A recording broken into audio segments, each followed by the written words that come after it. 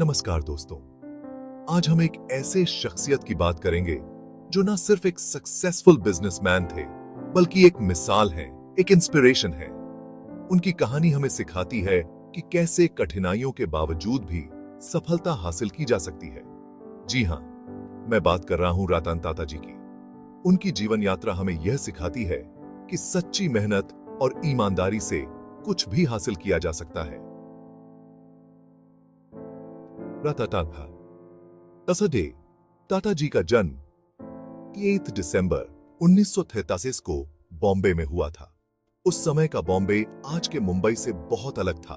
एक ऐसा शहर जो अपने आप में एक इतिहास समेटे हुए था। ये वो दौर था जब हमारा देश आजादी की लड़ाई लड़ रहा था। हर तरफ संघर्ष और बलिदान की कहानियां थीं। एक तरफ देश गुलामी की जंजीरों में जकड़ा हुआ था और हर कोई अपने तरीके से इज्जत से इस जंजीर को तोड़ने की कोशिश कर रहा था। तो दूसरी तरफ रतन जी के परिवार ने देश को एक नई दिशा देने का बीड़ा उठा रखा था। टाटा परिवार ने हमेशा से ही समाज और देश के विकास में महत्वपूर्ण भूमिका निभाई है। टाटा परिवार, जो पहले से ही बिजनेस वर्ल्ड में अपना नाम कमा चुका था, अपने उद्योगों के माध्यम से देश की अर्थव्यवस्था को मजबूत कर रहा था। रतन जी के जन्म से और भी रोशन हो गया। उनके जन्म ने परिवार में एक नई उम्मीद और ऊर्जा का संचार किया। कहते हैं ना, कुछ बच्चे अपने साथ किस्मत लेकर आते हैं, और रतन जी का जन्म भी परिवार के लिए एक शुभ संकेत था।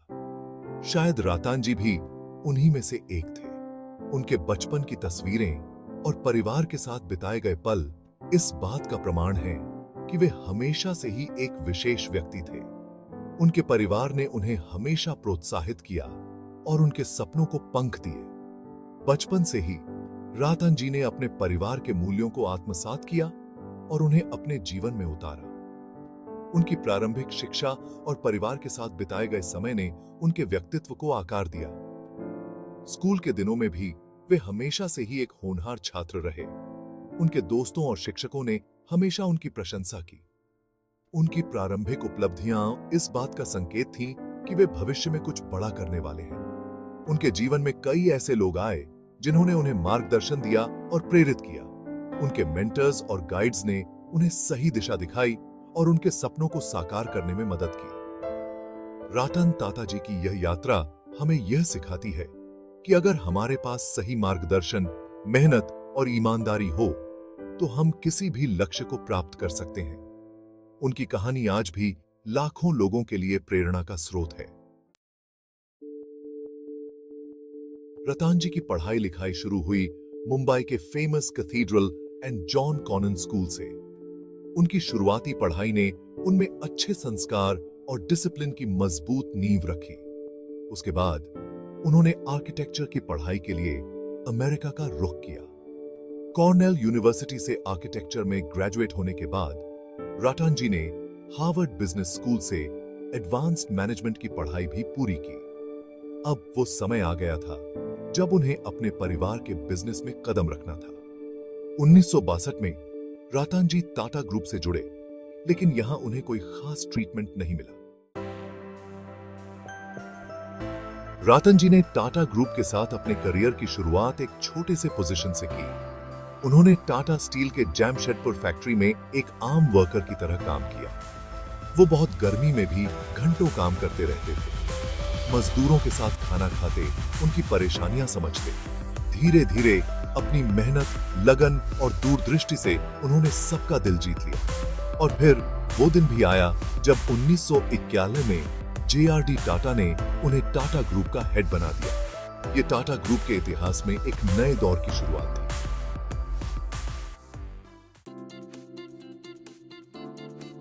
रतन टाटा ने टाटा ग्रुप की कमान संभालते ही कई बड़े और चैलेंजिंग प्रोजेक्ट्स शुरू किए। उनके विजन और डेडिकेशन ने टाटा ग्रुप को नई ऊंचाइयों पर पहुंचाया। उन्होंने हमेशा इनोवेशन और क्वालिटी पर जोर दिया, जिससे कंपनी को ग्लोबल रिकॉग्निशन मिली। उनका मानना था कि टाटा ग्रुप को सिर्फ इंडिया में ही नहीं, बल्कि पूरी दुनिया में अपनी पहचान बनानी चाहिए। उन्होंने इंटरनेशनल मार्केट्स में एक्सपेंशन के लिए कई स्ट्रेटेजिक डिसीजंस लिए। जिससे टाटा ग्रुप एक ग्लोबल कॉन्ग्लोमरेट बन गया। उनके नेतृत्व में टाटा ग्रुप ने कई फील्ड्स में अपने पैर पसारे, जैसे कि ऑटोमोबाइल्स, टेलीकॉम, आईटी और रिटेल। उन्होंने हर सेक्टर में एक्सीलेंस और कस्टमर सेटिस्फैक्शन को प्राथमिकता दी, जिससे कंपनी को हर जगह सफलता मिली। टाटा इंडिका, टाटा नेक्सॉन, शैन पिज्जा जैसी गाड़ियों ने इंडियन कार मार्केट में तहलका मचा दिया। इन गाड़ियों ने न सिर्फ भारतीय ग्राहकों की जरूरतों को पूरा किया, बल्कि इंटरनेशनल स्टैंडर्ड्स को भी मैच किया। टाटा सफारी जैसी गाड़ियों ने इंडियन कार मार्केट में तहलका मचा दिया। एक की दम। इन गाड़ियों की ड्यूरेबिलिटी और परफॉर्मेंस ने उन्हें भारतीय सड़कों पर एक पसंदीदा चॉइस बना दिया। टाटा ग्रुप ने देश के विकास में भी बहुत योगदान दिया। उन्होंने इंफ्रास्ट्रक्चर प्रोजेक्ट्स, हेल्थ केयर और एजुकेशन में भी सिग्निफिकेंट इन्वेस्टमेंट्स किए, जिससे देश की इकोनॉमी और समाज को फायदा हुआ। रतन टाटा का मानना था कि बिजनेस का मतलब सिर्फ पैसे कमाना नहीं है, बल्कि समाज की सेवा करना भी है। उन्होंने कई सोशल इनिशिएटिव्स शुरू किए, जैसे कि रूरल डेवलपमेंट, हेल्थ केयर और एजुकेशन, जिससे लाखों लोगों की जिंदगी में सुधार आया। Section 5, A legacy forged in steel, the acquisition of Corus.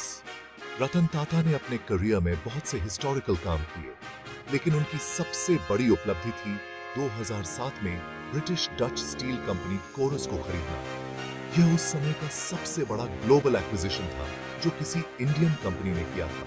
इस डील ने टाटा स्टील को दुनिया की 5वीं सबसे बड़ी स्टील कंपनी बना दिया। यह डील सिर्फ एक बिजनेस सक्सेस ही नहीं थी, बल्कि यह दुनिया को इंडियन इंडस्ट्री की ताकत दिखा रहा था। इस डील ने दिखा दिया कि इंडियन कंपनीज भी ग्लोबल लेवल पर धमाल मचा सकती हैं। Section 6, Expanding Horizons, Global Acquisitions by Tata Group.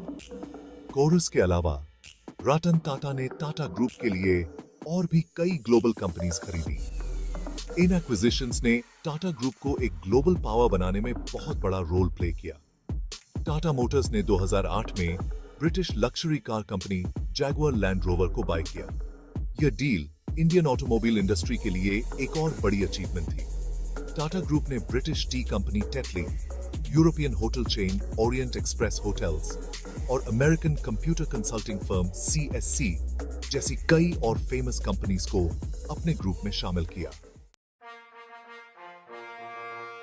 Section 7, A life of achievement, honors and recognitions bestowed upon Ratan Tata. Ratan Tata के अद्भुत काम को देखते हुए उन्हें बहुत से नेशनल और इंटरनेशनल अवार्ड्स और सम्मान मिले हैं। भारत सरकार ने उन्हें देश के दूसरे और तीसरे सबसे बड़े सिविलियन अवार्ड्स पद्मा विभूषण और पद्मा भूषण से सम्मानित किया है। उन्हें ब्रिटेन सरकार द्वारा ऑनररी नाइटहुड से भी नवाजा गया है। इसके अलावा उन्हें दुनिया के कई फेमस यूनिवर्सिटी से ऑनररी डॉक्टरेट की उपाधि मिली है।